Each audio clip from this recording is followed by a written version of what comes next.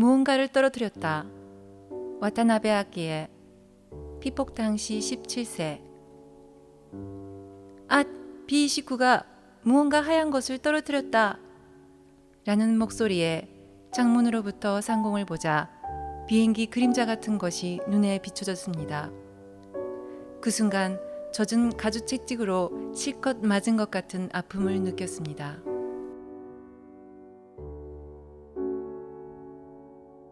연기의 기둥이 부쩍 오르다. 고토우 토시우미, 피폭 당시 19세. 엄청난 연기의 기둥이 상공으로 부쩍 올라가 정란운이 서로 겹쳐져 매우 크게 되었고, 그 순간부터 오렌지, 빨강, 초록색의 번개와 비슷한 빛이 사방으로 흩어져 묘한 형태가 되었습니다. 그리고 거대화하여 버섯 모양이 되어갔습니다.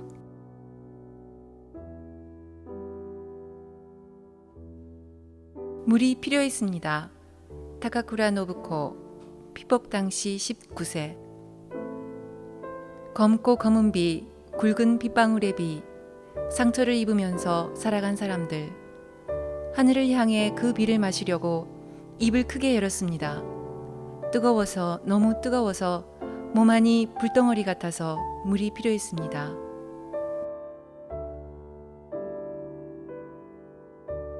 사방은 불바다. 마츠모토 마사오, 피폭 당시 11세.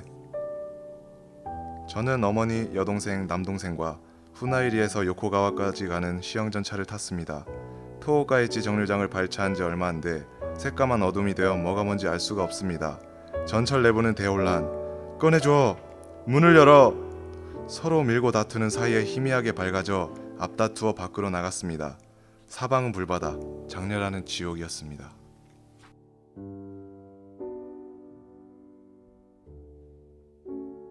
죽어도 좋으니까 마시게 해주세요.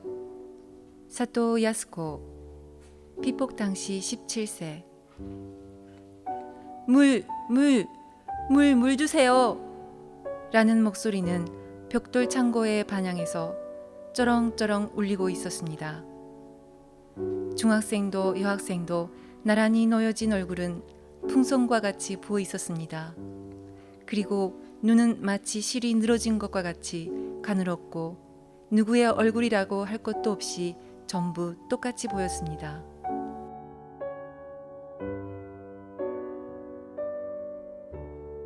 도와주지 못해서 죄송합니다. 카토우 요시노리, 피폭 당시 17세. 밑에 깔려있는 아이를 구조하지 못한 채 학교 건물은 화재로 둘러싸였습니다.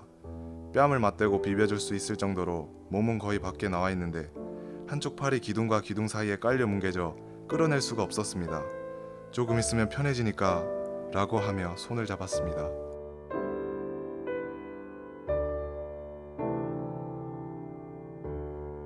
학교 건물에 깔린 아이들. 마츠무라 치에코, 피폭 당시 33세. 학도 동원의 아이 20명 정도. 제가 쓰러진 학교 건물 밑에서 기어나왔을 때 주변은 아주 깜깜했고 이과실의 방향으로는 새까만 불길이 오르고 있었습니다. 차례차례 겹쳐져 쓰러진 학교 건물의 틈으로 머리와 오른손을 내밀고 목청껏 도움을 청하는 학생이 있었습니다. 그 주변에도 몇 명의 학생의 울부짖음이 들렸습니다. 저는 도우려고 했지만 모르타르의 무너짐은 사람의 힘으로는 꿈쩍도 하지 않았습니다. 선생님, 구해주세요. 그 목소리가 지금도 귀에 들리는 것 같아 참을 수가 없습니다.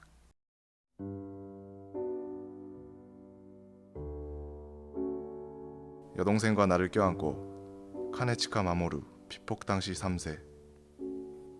무너진 집의 잔재 밑에 저와 아버지 그리고 2살 어린 동생은 완전히 매몰되었습니다.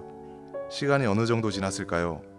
지켜보는 어머니의 앞에서 지붕 기와의 일부가 조금씩 움직이기 시작해 그 안에서 아버지가 저와 동생을 겨드랑이로 껴안고 억센 모습으로 나타났습니다.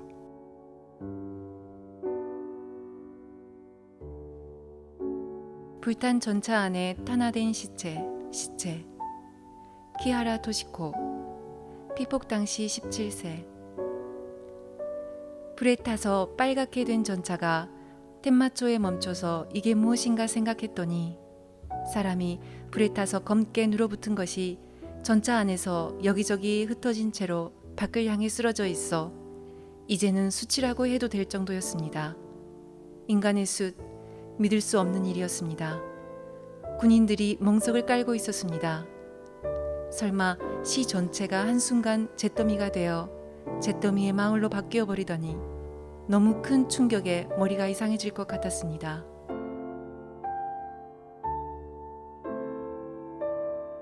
활활 타는 맹렬한 불에 쫓겨 나가민의 타다요시 피폭 당시 27세. 피하려고 해도 극히 밀집해 있는 사람들.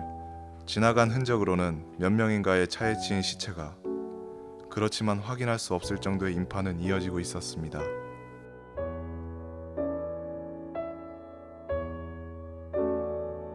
다리 위에서 내 아이의 이름을 외친다. 스미모토 스에코, 피폭 당시 37세. 이 부부는 동원 학도뿐 13, 14세의 키도 비슷한 아이로 제방도 하천에도 가득 차게 죽은 아이가 마치 무가 떠내려가는 것 같이 떴다 가라앉았다 하며 강의 하류로 떠내려간다. 자기 아이의 이름을 외치고 있던 모친이 있었다.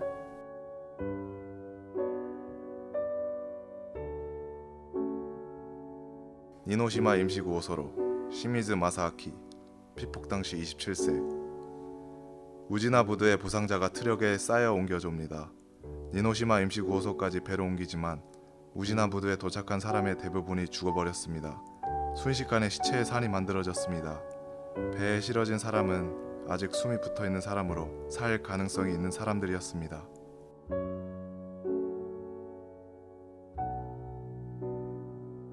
목재와 같이 쌓여진 시체. 코우노 키요미, 피폭 당시 14세. 일본 적십자병원 현관의 둥근 화단 위에는 목재와 같이 쌓여진 중학교 1, 2학년의 시체가 있었습니다. 화상이 아니고 전혀 상처 없이 죽어 있었습니다. 명찰에는 히로시마 니츄라고 쓰여 있었습니다.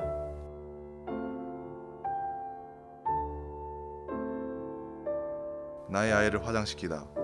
이시부로 타마키 피폭 당시 35세. 장녀 나오코 3세를 제가 불태웠습니다. 눈물이 멈추지 않았습니다. 나도 갈게. 먼저 가서 있어줘. 라고 말하며 손을 잡았습니다. 게다가 지금까지 차남 카츠미 9세 또 생사가 확실하지 않습니다. 그 아이는 어딘가가 도망가서 있어줘 라고 기도했습니다. 점점 불타서 몸 안에 기름이 흘러나옵니다. 엄청난 양이었습니다. 건강한 아이를 태우는 것입니다. 불쌍해. 차마 볼 수 없었습니다. 미칠 것 같습니다. 이것이 현세라고는 생각할 수 없어. 지옥이다. 그 이후 30년 죽은 2명의 아이에게 미안해 미안해 하며 살아왔습니다.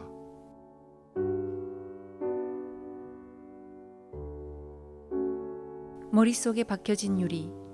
하가준코, 피폭 당시 11세. 마치 어머니가 무릎 위에 아이의 머리를 대고 귀를 청소해 주는 것 같은 그런 자세였습니다. 선생님은 친구의 머리 안에 박힌 유리의 파편을 핀셋으로 제거해 주셨습니다. 쨍그랑 쨍그랑 하는 소리와 책상 위에 샬레 안으로 제거된 유리가 작은 소리를 내며 쌓여 있었습니다.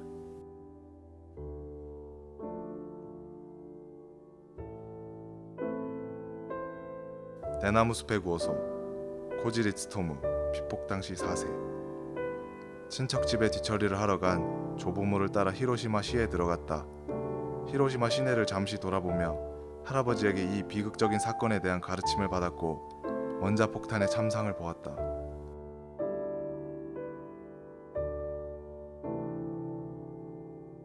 평생 밖에 나갈 수 없다며 울었습니다. 하라다 미도리, 피폭 당시 33세. 9월이 되고 나서 머리카락이 빠지기 시작했습니다. 머리카락이 다발이 되어 빠져 불안해서 울고 말았습니다. 눈썹까지 빠져서 민둥산이 되었기 때문에 평생 밖에 나갈 수 없다며 울었습니다. 아버지가 자주 쓴 풀에 삶은 즙이 발모약이 되니까 발라보라고 해서 매일 바르다 보니 6개월 뒤에 솜털이 나기 시작했습니다. 너무 기뻐서 또 울고 말았습니다.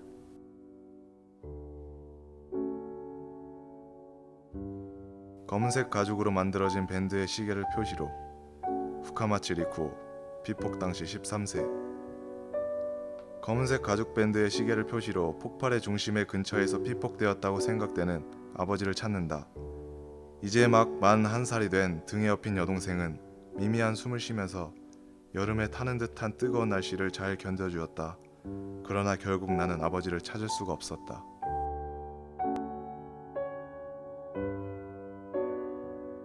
출산 치쿠키오노 피폭 당시 25세. 이 참상 중에 출산이라는 기쁜 일도 있어 어머니는 열심히 보살펴 주셨다고 합니다. 아기가 훌륭하게 성장하여 행복하게 살기를 바랬습니다.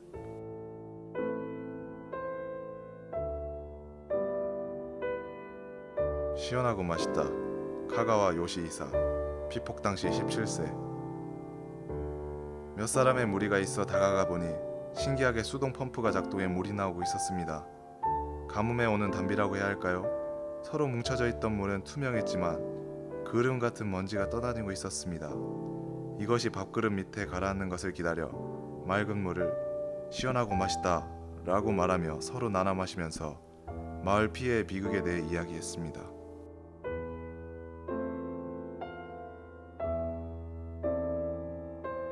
별이 아름다웠습니다. 사사키 스미에 피폭 당시 6세. 아버지가 다니고 있던 회사가 불탄 자리에 눌어붙은 함석과 쓰레기를 주워 모아서 아버지가 판잣집을 만들었습니다. 공장에 큰 굴뚝이 한 개 타지 않고 남아서 밤은 매우 무섭게 느껴졌습니다. 그 반면 무서운 굴뚝의 근처에 반짝반짝 빛나는 많은 별은 너무나 아름다웠습니다.